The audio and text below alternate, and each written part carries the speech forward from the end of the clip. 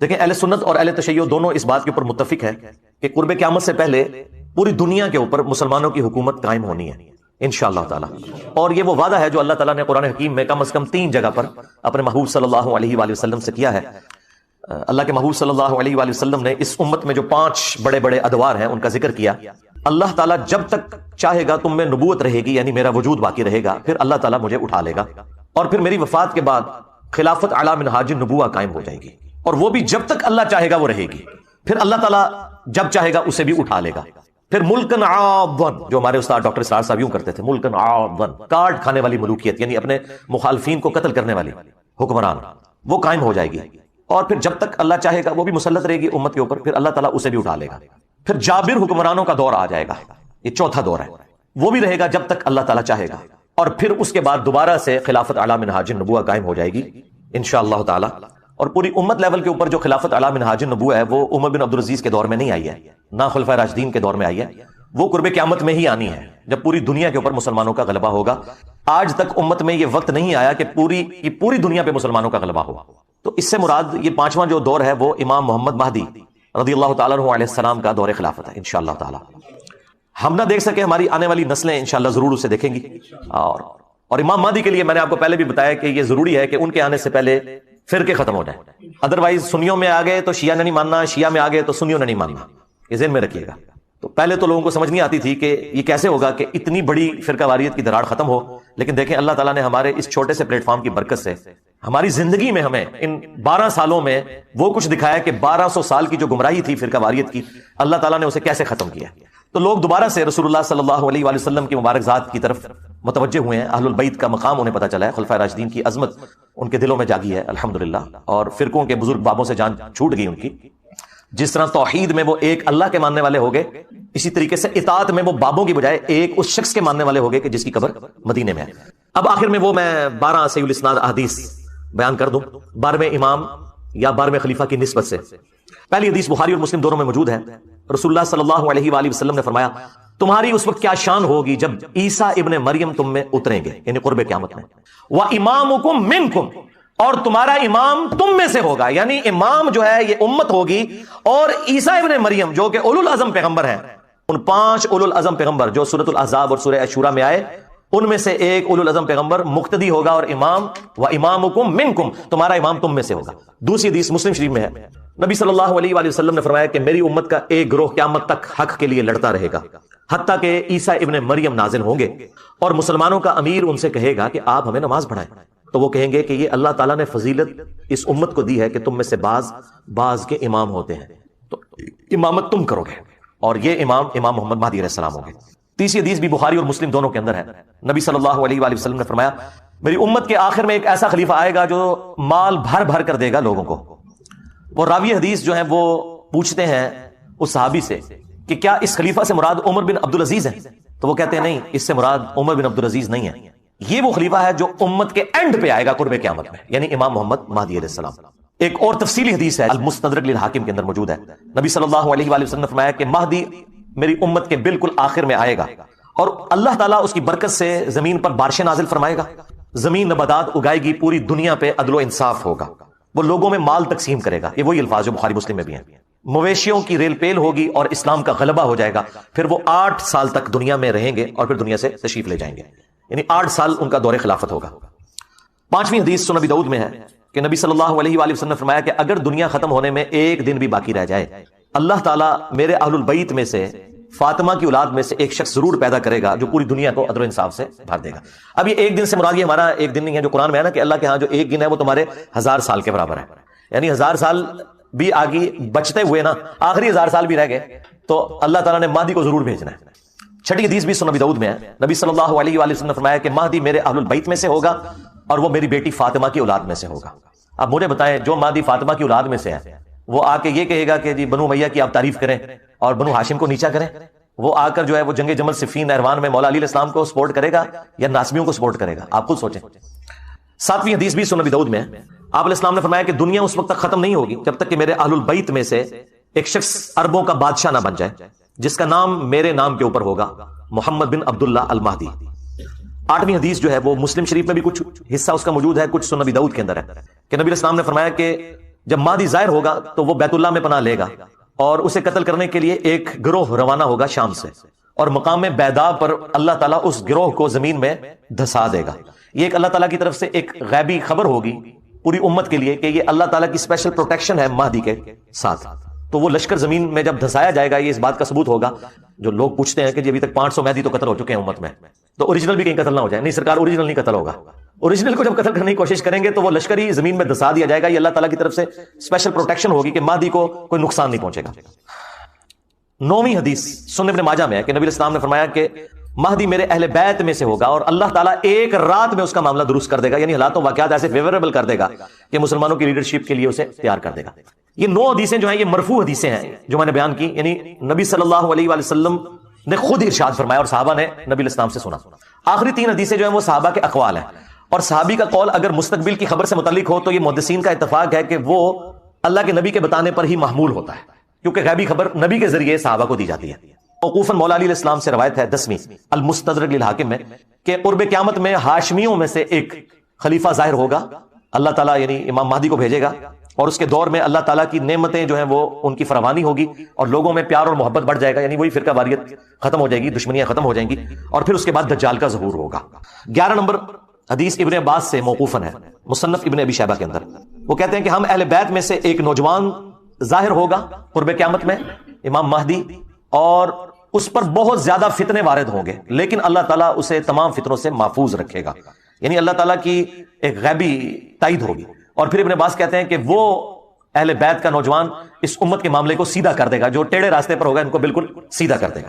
اور 12ویں اور آخری موقوفاً روایت صوبان سے ہے جو نبی الاسلام کے آزاد کردہ غلام ہے، یہ بڑی مشہور روایت آپ نے سنی ہوگی، مسند احمد میں اور المستدرک للحاکم میں، کہ جب خراسان سے کالے جھنڈے آتے ہوئے دیکھو تو ان کا استقبال کرنا، ان میں اللہ کا خلیفہ مہدی ہوگا۔ کہ ایران تو چاہتا ہے کہ وہ ڈیل کرے، تو اب مجھے بتائیں ڈیل کرنا ایران کی خواہش ہے یا میری خواہش ہے؟ ایران نے 1957 میں امریکہ کی مدد سے یہ سارا اٹامک کا سلسلہ شروع کیا، یہ امریکہ نے ان کو اسٹیبلش کر کے دیا تھا انرجی پرپس کے لیے، بجلی بنائیں گے اور یہ اس طریقے سے۔ 1968 میں ایران نے NPT کے اوپر سائن کر دیے کہ ہم یہ آگے کسی کو ٹیکنالوجی ٹرانسفر نہیں کریں گے جو امریکہ نے ہمیں دی ہے۔ دیکھ لیں بڑے بزرگی سب کو نوازتے ہیں، امریکہ نہیں دی ہوئی ہے ان کو ٹیکنالوجی، خود نہیں ڈیولپ ہوئی ہوئی، امریکہ نے سب کچھ سٹارٹ کر کے دیا۔ پھر 1979 میں انقلاب آ گیا اور پھر امریکہ نے عراق کو صدام حسین کو چڑھا دیا ان کے اوپر، اور چڑھانے کے بعد اسرائیل کے ذریعے ایران کے آگے اسلحہ بیچا کہ اس اسلحے کے ذریعے آپ صدام حسین سے بچ سکتے ہیں۔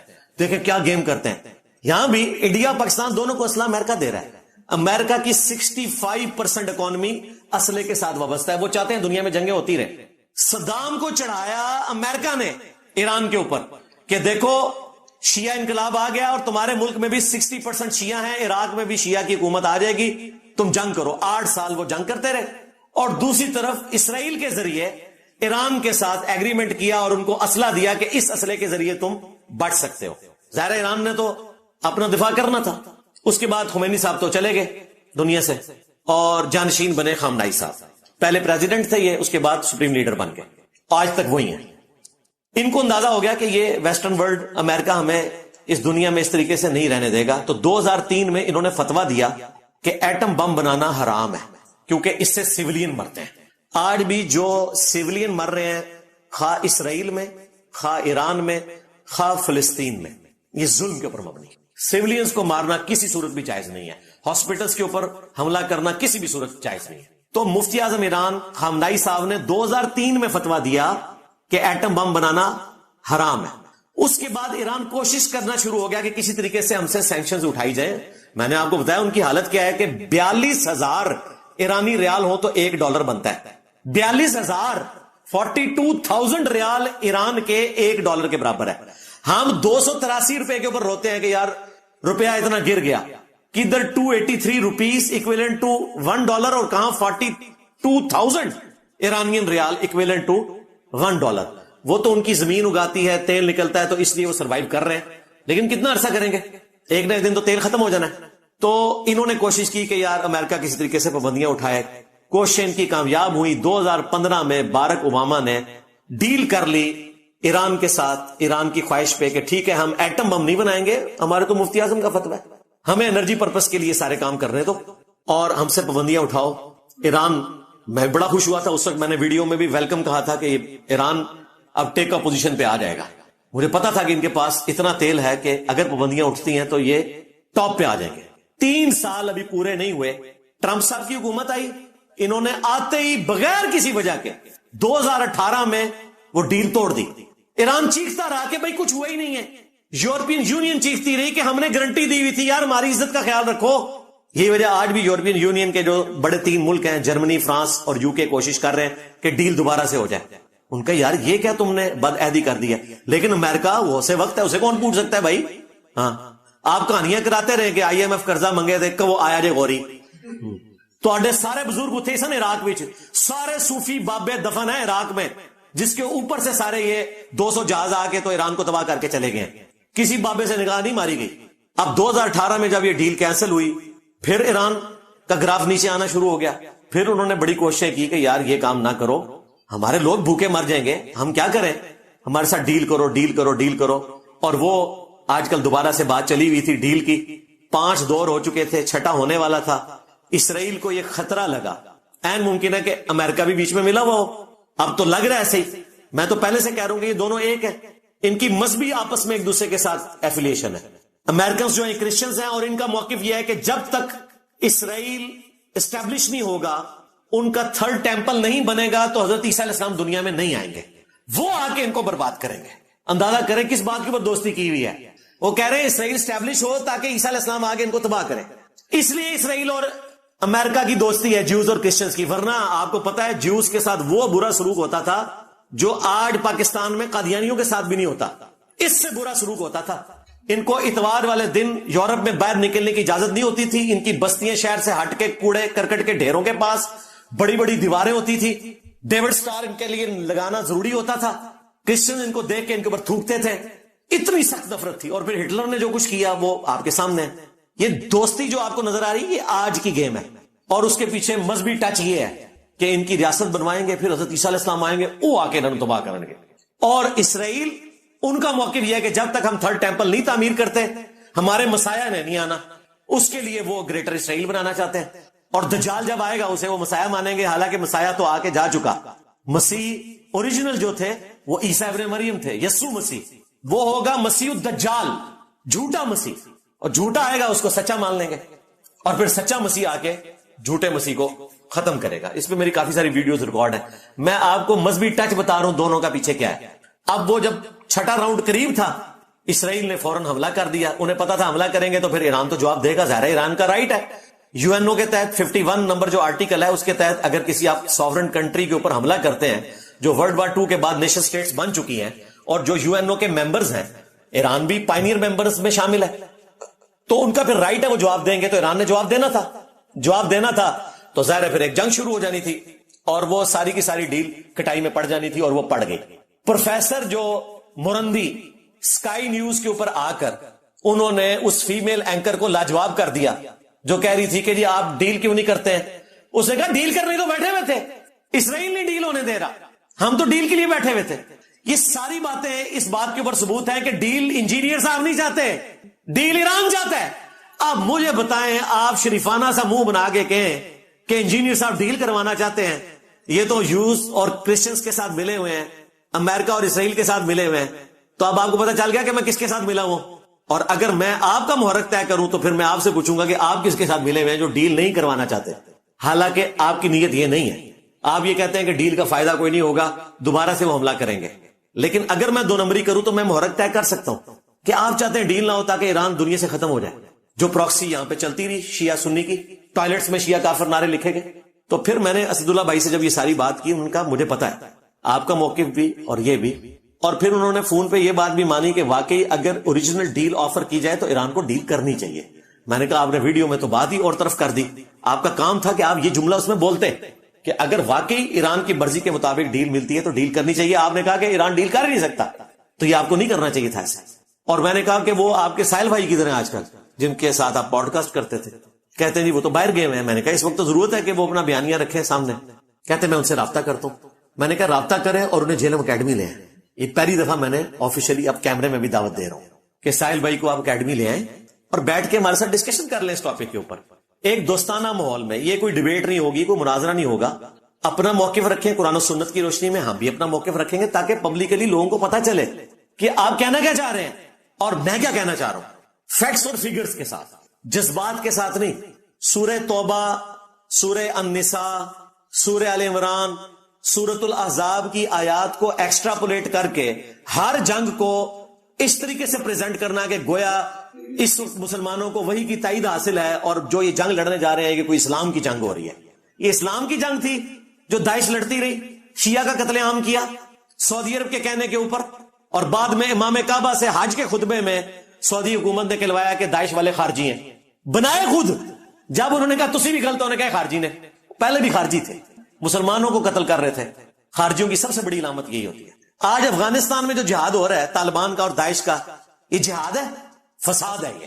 لہذا سنی شیعہ کنفلکٹ سے باہر نکلیں, امت کے لیول کے اوپر سوچیں, علمی اختلاف کریں. مجھ سے زیادہ کون اختلاف کرتا ہے, لیکن جو یہ مسلمانوں پہ برا وقت آیا ہے, کافروں کے مقابلے پر ہمارا کام ہے کہ ہم سنی شیعہ کے فرق سے ہٹ کے سپورٹ کریں مسلمانوں کی. تو میں نے آفیشلی آج ویڈیو میں بھی دعوت رکھ دی ہے. انشاءاللہ امید ہے کہ ساحل بھائی انشاءاللہ جیلم اکیڈمی آئیں گے اور اس ٹاپک کے اوپر ہم انشاءاللہ علمی ماحول میں ڈسکشن کریں گے. ابھی تو ہم دعا گو ہیں کہ اللہ تعالیٰ ایران کے رہنے والے لوگوں کی مشکلات کو آسان کرے. یہ سیدھی سی بات ہے, اے سی والے کمرے میں بیٹھ کے ٹی وی کے اوپر جنگ کے مناظر دیکھنا, سوشل میڈیا کے اوپر اے آئی کی بنی ہوئی ویڈیو شیئر کروا کے اپنی مرضی کے ملکوں کو جتوانا, یہ بڑا آسان کام ہے. لیکن تکلیف سے سارے لوگ گزر رہے ہیں. اسرائیل کے عوام بھی نہیں چاہیں گے کہ وہ مرے, ایران کے عوام بھی نہیں چاہیں گے کہ اس طریقے سے وہ مرے. امن چاہتی ہے دنیا. یہ حکمرانوں کی پالیٹکس ہوتی ہے, بڑوں کا نشہ ہوتا ہے جس کی وجہ سے لوگوں کا چومر نکل جاتا ہے. سیدھی سی بات ہے. وَلِعَوْذُ بِاللَّهِ تَعَالَى. علمی پوائنٹ نمبر 3, بعض جو ظالم اور جھوٹے قسم کے لوگ ہیں انہوں نے مجھے تانا دینا شروع کر دیا کہ انجینئر صاحب آپ کا آئرن ڈوم تو بڑھ گیا, اور بھائی سیمنٹ ڈوم ہو بابوں کے یا آئرن ڈوم ہو اسرائیل کا, یہ سارے آپ کے ہیں بھائی, ہمارے کہاں سے ہوئے. ہم تو چاہتے ہیں جتنے مسلمان دشمن ملک ہیں وہ اپنے انجام کو پہنچے. مجھے کس چیز کا تانا دیا جا سکتا ہے. دوسری بات, ٹیکنیکلی سپیکنگ دنیا کا کوئی ڈیفنس سسٹم 100% پرفیکٹ نہیں ہوتا. امریکہ کے اوپر بھی اگر میزائل پھینکے جائیں نا سارے وہ بھی نہیں انٹرسپٹ کر سکتے. لیکن یہ حقیقت بات ہے کہ یہ آئرن ڈوم ہے جس کی وجہ سے اسرائیل کا سرما نہیں نکلا. ادروائز جتنے میزائل انہوں نے ایک دن میں پھینکے ہیں سینکڑوں کے حساب سے, اگر وہ انٹرسپٹ نہ ہوتے تو اسرائیل کا سرما بن جانا تھا. ابھی بھی وہ ریفیلنگ کریں گے, امریکہ نے ان کو سپورٹ کرنی شروع کر دی ہے. ظاہر ہے ایک دفعہ ان کو بیٹری فیل کرنے کے لیے 300 سے 400 ملین ڈالر کے میزائل چاہیے. نقصان کا بہت ہو رہا ہے. ہم جو رونا روتے ہیں آئرن ڈوم کا, وہ کہتے ہیں کہ مسلمان بھی اس قسم کا کام کریں, نہ کہ یہ کہ ہم ان کی تعریف کر کے ان کے ساتھ مل گئے. یہ تو اسی طریقے سے ہے کہ اگر میں ٹنڈولکر کی بیٹنگ کی تعریف کروں تو اس کا یہ مطلب ہے کہ میں انڈیا کے ساتھ جا کے مل گیا ہوں. میں تو یہ کہوں گا کہ بابر اعظم کو بھی اس سے سیکھنا چاہیے, نہ کہ یہ کہ میں انڈیا کے ساتھ جا کے مل گیا ہوں. ان کی سمجھدانی اتنی سی ہے. اور پھر ٹیکنیکل اگر میں نے ڈسکشن شروع کی نا, تو میری تو یہ فیلڈ ہے بھائی بلسٹک میزائل کی. میں نے 15 سال جاب بھی اسی جگہ پہ کی ہے. پاکستان کا پورا یہ جو میزائل سسٹم کا نظام ہے, پہلا ٹیسٹ جو ہوا تھا نا یہ ٹیلا جوگیاں سے غوری کا, اس ٹیسٹ کے اندر بھی الحمدللہ جو اس میں ورکنگ ہو رہی تھی اس میں شامل تھا. یہ مشرف صاحب کے دور کی میں بات کر رہا ہوں, اور اس کے بعد سے بھی. تو مجھے یہ سب کچھ پتا ہے کہ پریکٹیکلی کس لیول تک کوئی چیز جا سکتی ہے, اس کا کیا رزلٹ نکلتا ہے, ان کی ایکوریسی کس لیول کی ہوتی ہے. اب وہ ٹیکنیکل ڈسکشن اگر میں نے کرنی شروع کی, ویسے آ کے ایکسپرٹس کر رہے ہیں, ان کی بات سنیں, میں کروں گا تو پھر یہ کہیں گے ہمیں ڈی موٹیویٹ کر رہا ہے. ہمیں پتا ہے کہ کس چیز کی ایکوریسی کس لیول کی ہوتی ہے. کروز میسائل کی ایکوریسی جو ہے وہ پرفیکشن کے ساتھ ہوتی ہے. بلسٹک میزائل ایک خاص رینج کے اندر آپ پھینک سکتے ہیں. یہی وجہ ہے. آپ کیا سمجھتے ہیں کہ ایران نے اسرائیل کے ہاسپٹل کے اوپر وہ میزائل پھینکا تھا؟ نہیں. بلسٹک میزائل جو ہے وہ 500 میٹر کے سرکل کے اندر اندر جا کے گرتا ہے. اس سے آپ اس طرح پن پوائنٹ ایکوریسی نہیں لے سکتے. تو انہوں نے ہاسپٹل پہ نہیں پھینکا تھا, لیکن اس کی ایکوریسی وہ نہیں ہوتی ہے جو آپ ہوائی جہاز کے ذریعے گائیڈڈ میزائل پھینکتے ہیں, یا کروز کے ذریعے یا ڈرون کے ذریعے آپ اٹیک کرتے ہیں. وہ کیمرے کے ذریعے ایگزیکٹلی اسی جگہ پہ جا کے گرتا ہے, لیکن بلسٹک میزائل 500 میٹر کے ریڈیس کے اندر اندر گرتا ہے کہیں پہ. وہ کہیں پہ بھی گر سکتا ہے, اس کی ایکوریسی وہ نہیں ہوتی. اسی وجہ سے یہ سب کچھ ہوا, ورنہ ایران نے تو کام نہیں کرنا تھا. لیکن اس سے ایٹ لیسٹ اب اسرائیل کے رہنے والے لوگوں کو اس حادثے کے بعد اس تکلیف کا اندازہ ہوا جو اسرائیل ٹارگٹ کر رہا تھا فلسطین کے اندر ہاسپٹلز کو. 60,000 کے قریب لوگ نہتے شہید کر دیے, اور اس کے بعد سے بھی ابھی تک ان کے مظالم نہیں رک رہے. اب ان کو یہ احساس ہو گیا کہ ٹی وی پہ بیٹھ کے جنگ کی خبریں دیکھنا کیا ہوتا ہے. دیکھیں ان کی زندگی کتنی مشکل ہوئی ہوئی ہے. تھوڑی دیر بعد سائرن بجتا ہے, پھر سب کے سب بنکرز میں چلے جاتے ہیں, اور وہاں سے بھی CNN والے ان کے انٹرویوز دکھا رہے ہیں, کوئی مسلمان نہیں دکھا رہے کہ وہ کتنے تنگ آئے میں.